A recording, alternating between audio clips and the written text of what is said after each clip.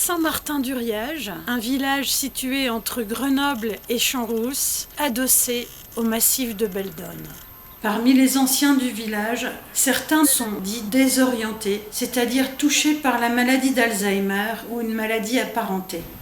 Tous souhaitent vivre paisiblement dans leur village le plus longtemps possible. Voilà, et là j'ai fait des petits sacs de lavande. Oh, Voilà, ça sent bon. Voilà. Génial.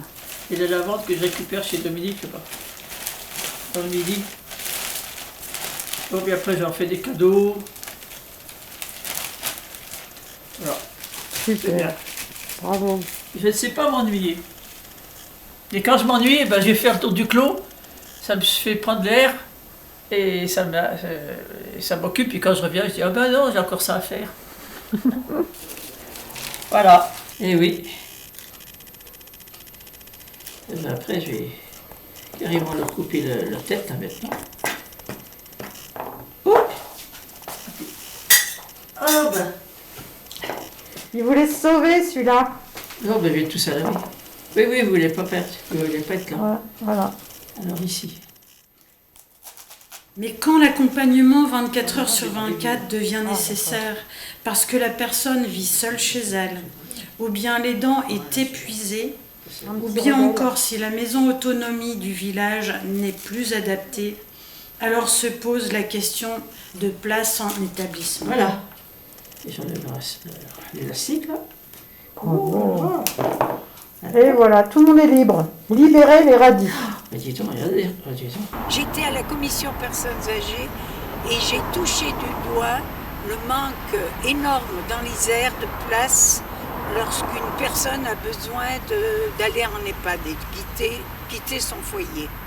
C'est un drame parce que l'Isère emploie le plan B, c'est-à-dire envoie les malades dans les départements limitrophes, la Drôme, l'Ain, le Rhône, et il y a un drame supplémentaire à la douleur de la maladie, la séparation. Ma maman a la maladie d'Alzheimer depuis plusieurs années et donc on se pose la question de savoir comment on pourra l'accompagner pour les années prochaines.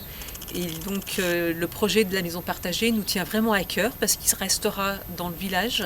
Elle connaît énormément de monde et elle pourra rester en lien avec toutes ses relations et le village qu'elle apprécie et qu'elle veut garder le plus longtemps possible.